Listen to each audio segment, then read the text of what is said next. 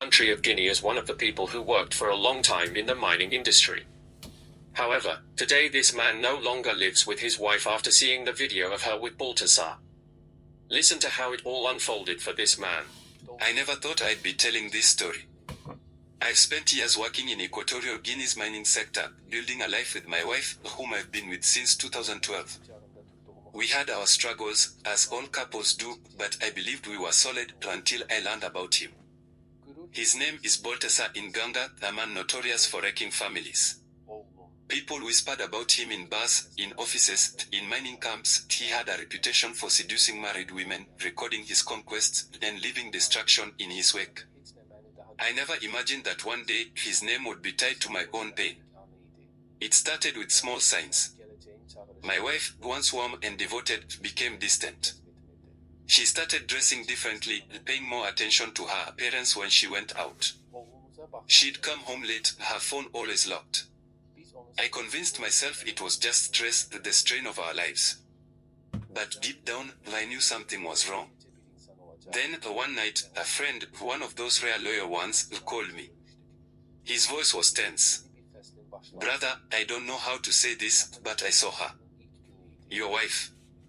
She was with him." At first, I refused to believe it. But when he sent me the video, my world crumbled. There she was, in a luxurious hotel, wrapped around Baltasar Inganga. The man who had already destroyed so many marriages had now taken mine. He recorded everything, her laughter, her betrayal, the moment she chose him over the life we built together. I met Isabel in 2012, back when I was still an ambitious young man trying to make a name for myself in Equatorial Guinea's booming mining industry. I had just started working as a mining engineer, and my focus was on securing a stable future. She was different from anyone I had ever met, smart, kind, and incredibly beautiful. I remember the first time I saw her at a small cafe in Malabo, where she worked as a bank teller. She had this radiant smile, the kind that made you forget your worries.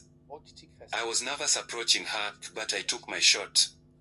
"A beautiful woman like you must have many men chasing her," I said, trying to be charming. She laughed.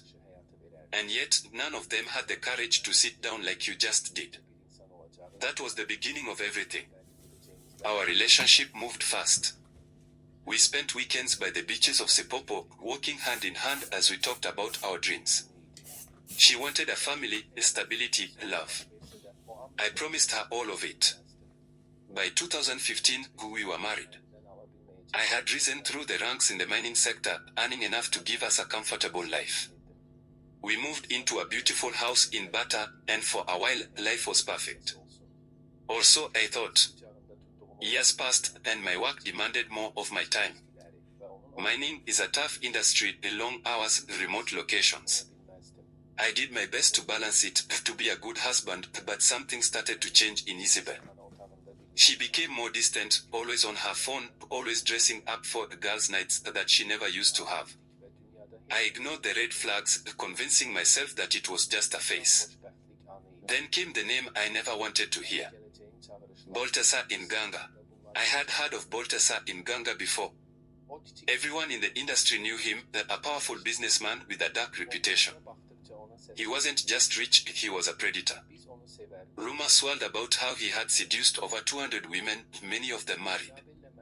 He was known for filming his conquest, using his wealth and influence to manipulate and destroy families. I never thought he would come for mine. The night I found out, I was working late at a mining site when my phone rang. It was my friend, his voice heavy. "You need to come to Malabo now." Confused, I asked why. "It's Isabel. She's with Baltasar. And there's a video." My heart stopped. I drove through the night, my mind racing. When I arrived, my friend handed me his phone. The screen played a video of my wife, my Isabel, in a hotel room with him. Laughing. Kissing. Undressing. I felt my soul leave my body. The next morning, I went home. Isabel was already there, looking at me like she knew what was coming. I held up the phone. "How long?" She hesitated, then whispered, "A few months." Months. My voice cracked. Was everything a lie? She shook her head. I never wanted to hurt you. But he made me feel alive. Alive. That word. As if the life we built wasn't enough. I packed my things that day and left. I couldn't stay in the house that now felt like a graveyard of broken promises. Baltasar in Ganga had won again. Another family shattered, another marriage destroyed. And my wife? She became just another name on his long list of conquests. But this story isn't just about betrayal. It's about resilience. Because I refused to let one man's darkness define my future. When I walked out of that house, I had no plan, just a bag with some clothes and my phone. My mind was numb. The pain of betrayal was like a heavy stone in my chest, making every step feel like I was sinking deeper into the ground. I didn't want to go to a friend's house. I didn't want pity or whispered conversations about how my wife had become another victim of Baltasar in Ganga. So, I drove. I ended up in Punta Europa, where many oil and mining workers stayed when they weren't in the field. I checked into a small hotel, paid for a week, and locked myself in my room. For the first 2 days, I barely ate. I stared at the ceiling, replaying everything in my head, our first date, our wedding day, the nights we spent laughing together. Then the image of her in his arms. I wanted answers, but what could she say that would fix this? On the third night, I left the hotel and walked into a bar. I drank more than I should have. I wanted to drown the pain, to forget her, to erase the video from my mind. That's when I heard his name again. 2 men at the bar were laughing, talking about Baltasar in Ganga, about how he had stolen another man's wife. They were talking about me. Something inside me snapped. I walked up to them, my fists clenched. Say that again, I growled. One of them smirked. Relax, Ramono. You're not the first man to lose his wife to him. I don't remember throwing the first punch, but I remember the pain in my knuckles, the shouts, the bartender pulling us apart. When I stumbled back to my hotel, bruised and bleeding, I realized something. I was wasting myself on pain. The next morning, I made a decision. I had to leave Malabo. Leave the memories. Leave Isabel. I packed my things and drove to Mongomo, near the Gabonese border. A friend of mine owned a small mining operation there, and I asked for work. I needed to be anywhere but where she was. Mongomo was quiet, far from the chaos of Malabo and Bata. I worked long hours, losing myself in the dirt, the machines, the sweat. The physical exhaustion helped numb the emotional pain. 2 months later, my phone rang. It was Isabel. I let it ring. Then again. And again. Finally, I picked up. I miss you, she whispered. I closed my eyes. I wanted to believe her. But I knew the truth, she was just another name on Baltasar in Ganga's list. I took a deep breath. Goodbye, Isabel. And for the first time in months, I felt free. Hanging up on Isabel was one of the hardest things I had ever done, but it was necessary. I couldn't let her drag me back into the past. I had spent 2 months in Mongomo, working in a small mining operation, trying to rebuild my life. The physical labor helped, but at night, the silence brought back the memories. I spent most of my evenings alone, drinking in my small rented apartment. The betrayal still haunted me, but at least in Mongomo, no one whispered about Baltasar in Ganga or laughed behind my back. Then one day, an opportunity came. One of the engineers in our mining operation was leaving, and my boss, an old friend, offered me the position. It paid well, and it meant I could finally focus on something other than my pain. I took it without hesitation. With the extra money, I started making plans for my future again. For the first time since leaving Isabel, I felt like I was moving forward. But life wasn't done testing me yet. 3 months after leaving Malabo, I was in my office when one of the workers told me someone was outside asking for me. When I stepped out, my heart nearly stopped. It was Isabel. She looked different, thinner, tired, like life had drained something out of her. "What are you doing here?" I asked coldly. She hesitated. "Can we talk?" I almost turned away, but something in her eyes made me pause. Against my better judgment, I agreed. We sat at a small cafe nearby.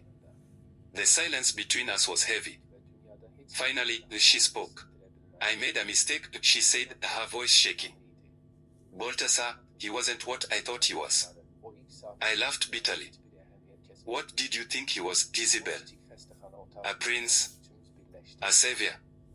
She looked down, ashamed. He used me. Just like he used all the others. I didn't say anything. I already knew. He recorded everything, she continued, her voice breaking. He threatened to release the videos unless I kept seeing him. When I tried to leave, he moved on to another woman, just like that. Like I never mattered. I clenched my fist under the table. I hated Baltasar for what he had done, but I hated Isabel more for letting it happen. What do you want from me? I finally asked. She reached for my hand, but I pulled away. I just wanted you to know. And I wanted to say I'm sorry.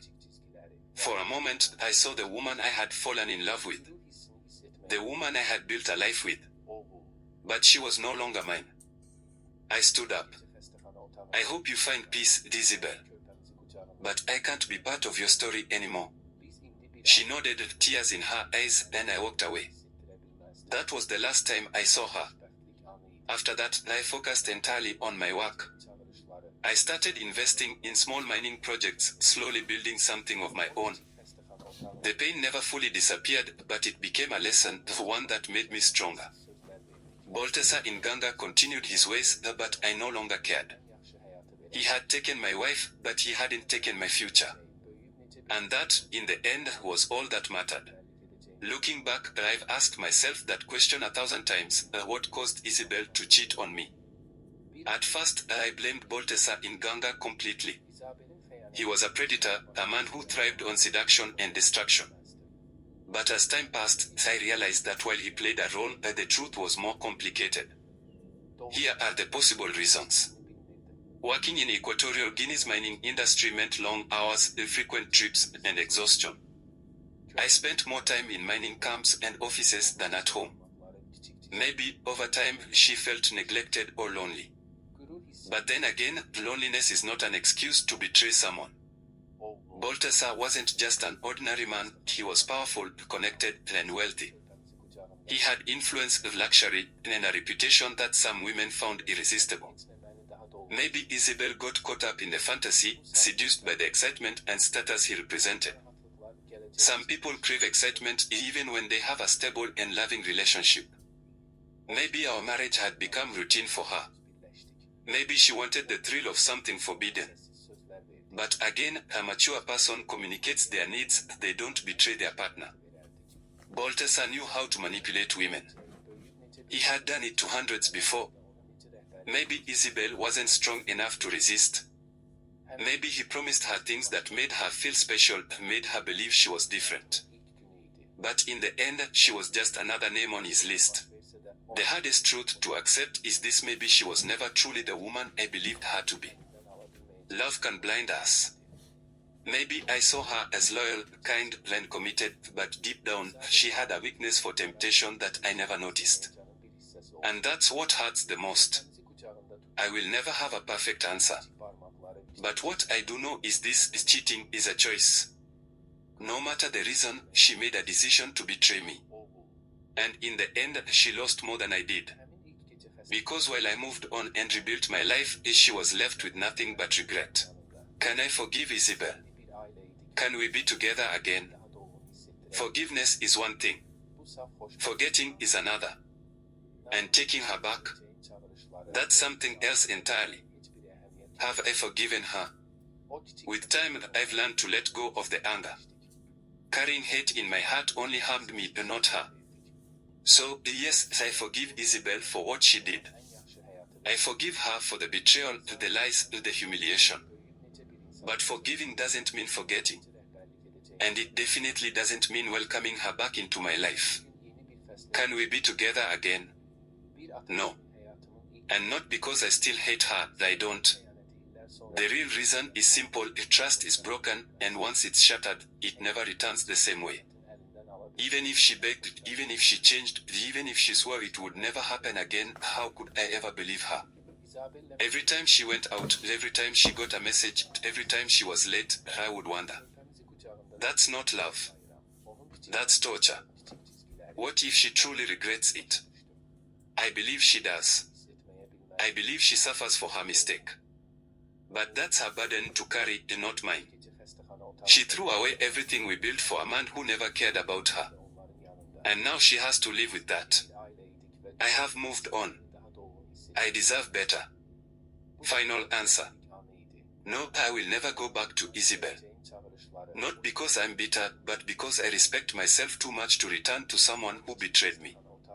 She was my past. My future is mine to build without her. Divorce is the only option. She is free to marry whoever she wants. Once trust is broken, once love is replaced by betrayal, there is no marriage left to save. Will I let Isabel marry another man?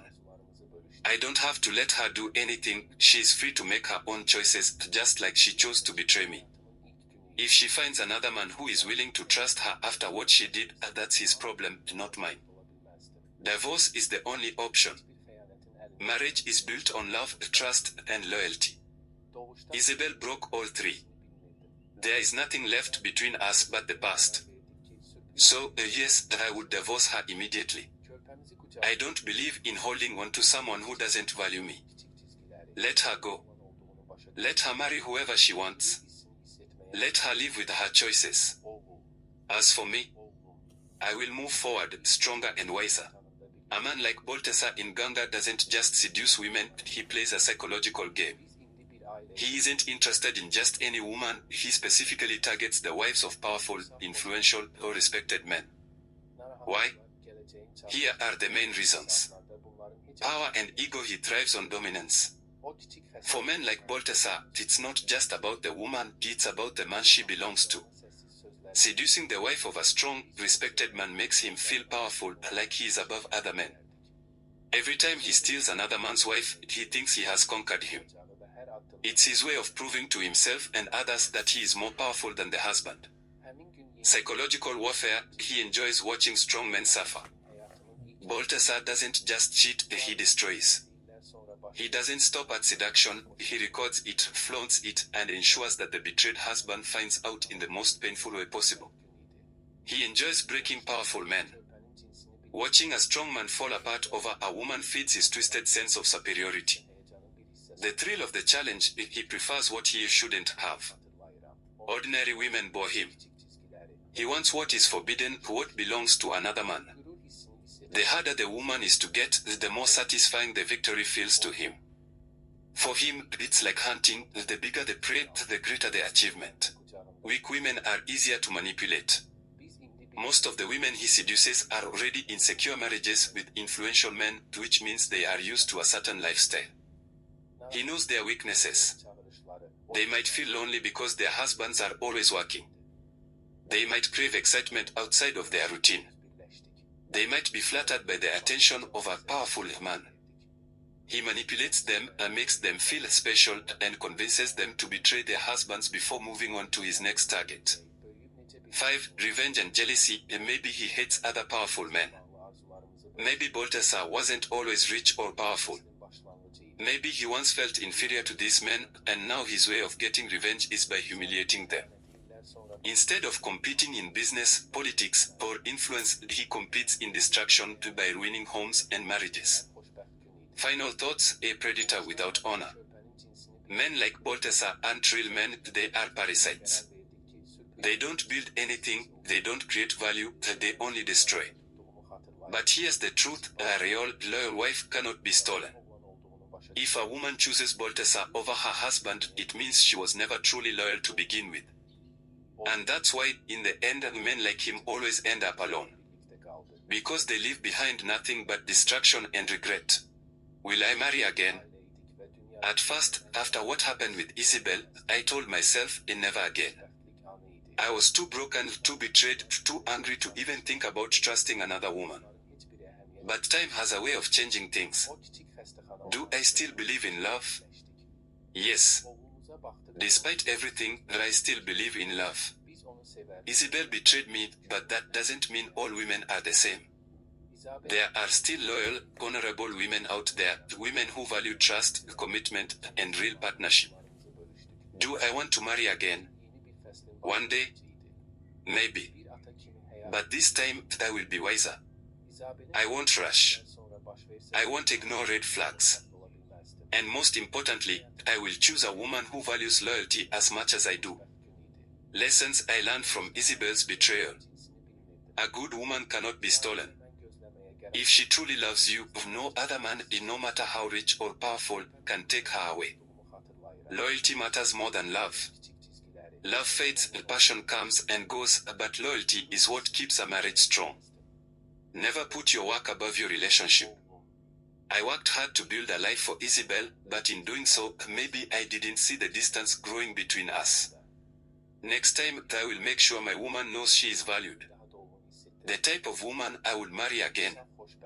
Loyal and principled, a woman who knows the value of commitment. Emotionally mature, someone who communicates instead of cheating. Independent, not easily swayed by money or power. Loves me for who I am, not what I have. So, will I marry again? Yes, but only for the right woman. I won't rush. I won't settle. And I will never again give my heart to someone who doesn't deserve it. Until then, I will focus on building my own future, stronger, wiser, and better than before. Did Isabel get HIV from Baltasar in Ganga? I don't know for sure, but I wouldn't be surprised. Baltasar in Ganga is known for sleeping with hundreds of women, recording them, and moving on. A man like that doesn't care about protection, the consequences, or the lives he destroys. After Isabel admitted everything to me, I thought about it. Did she get infected? Did she even think about the risks? Did she get tested? When she came to Mongomo to see me, she looked sick, thinner, tired, and broken. At the time, I thought it was just guilt and stress, but now I wonder. If she was smart, she would have gotten tested. But then again, she wasn't smart enough to avoid Baltasar in the first place. Did I get tested? Yes.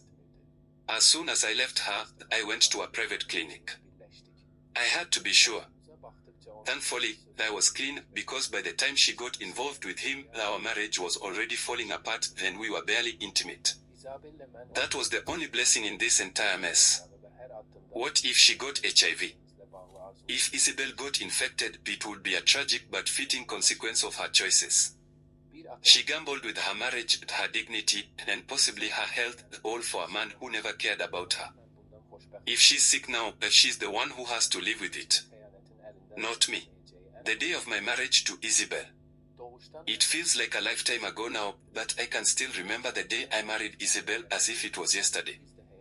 We were young, in love, and full of hope. The wedding was meant to be the start of our forever. The day started like any other. The morning of the wedding, I woke up early. I was nervous, but in a good way. I remember thinking about how lucky I was to have found someone like Isabel, someone who seemed so perfect for me. We had been together for years by then, and it felt like everything had fallen into place. I had no idea what was coming, though of course, no hint of the betrayal that would follow. The venue was beautiful, a simple yet elegant church in Malabo, surrounded by our closest friends and family. I'd always imagined a grand ceremony, but we kept it intimate. The people who mattered the most were there, and that was enough. Isabel in her wedding dress. When I first saw her walking down the aisle, I thought I'd never seen anything more beautiful. Isabel looked radiant, almost ethereal. The white dress, the smile, the glow in her eyes, she was everything I had dreamed of. My heart swelled with love as she approached, and I couldn't believe how lucky I was to be marrying her. I remember thinking that this was the best day of my life, a day that would mark the beginning of something great. Little did I know that, over time, everything would crumble. The vows. Standing in front of the priest, I looked at Isabel and made my vows, promising to love her, to be there for her, through everything. I promised I would never leave her, no matter what. I promised to support her dreams, be her rock, and build a future together. It all seemed so real at the time. And when she said her vows to me, I truly believed every word. She spoke of how she loved me, how we were meant to be together. She promised to cherish me, to stay faithful, to build a life full of happiness. The celebration. After the ceremony, we went to a small reception. There was laughter, dancing, and joy. Everyone congratulated us, and I couldn't help but feel like the luckiest man alive. We had friends from all over, some from the mining industry, some from childhood, and they all spoke of how well we fit together. We danced, we celebrated, and I held her close. We were a team. The hopes for the future. I remember thinking that nothing could come between us. We had plans, big ones. We would travel, grow old together, build a family, and live out our dreams. It was a perfect day, a perfect start. But of course, we didn't know what the future held. In hindsight, it's almost heartbreaking to look back at that day, the vows, the promises, the dreams, and know that they were built on illusions. Because, in the end, it wasn't just a wedding day. It was the beginning of a chapter in my life that would lead to unimaginable pain. The reality. That day was the last time I saw Isabel through the lens of innocence. Over time, she became someone I didn't recognize. The betrayal, the lies, everything that followed changed how I viewed our entire relationship. But on that date, all I could see was a bright future, hand in hand with the woman I thought I knew. I had no way of knowing that in just a few years, everything would fall apart because that was the beginning of a story I never imagined. The day my first child was born was one of the most unforgettable days of my life. It was a day of overwhelming emotions, joy, excitement, fear, and love all intertwined. I had no idea how much my world was about to change. The call. It was a late night when Isabel called me from the hospital. She had been feeling unwell for a few hours, and I could tell by her voice that something was happening. My heart raced as I left work and rushed to the hospital. I remember the feeling of nervous anticipation building inside me the whole way. Was everything going to be okay? Was she okay? Was the baby okay? I didn't know what to expect, but I knew my life was about to be changed forever. Arriving at the hospital. When I arrived, Isabel was already in labor. The doctors and nurses were moving quickly, and I could see the tension in the room. Isabel was exhausted, but there was a look of determination on her face. She squeezed my hand tightly as the contractions grew stronger.